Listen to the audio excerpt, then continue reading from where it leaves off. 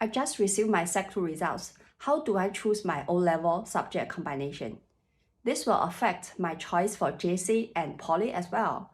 How do I know what I want to do in the future? At the end of Secondary 2, every student will choose their O-level subject combination. It is not just about the grades. It will affect your options for post-secondary education.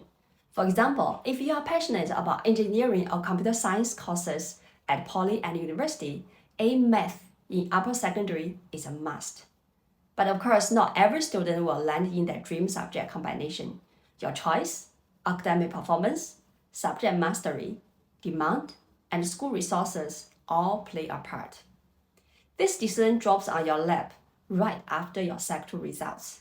A monumental choice for a 14-year-old. But why wait?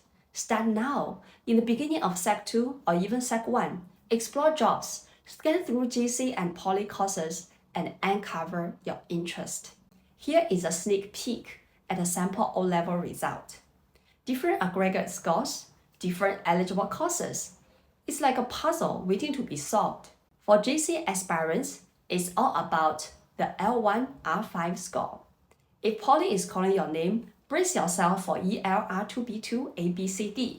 Each letter unlocks a world of possibilities. Confused? Fret not. The link below will be your guide to decode these scores. Embark on your exploration now. Discover your passions.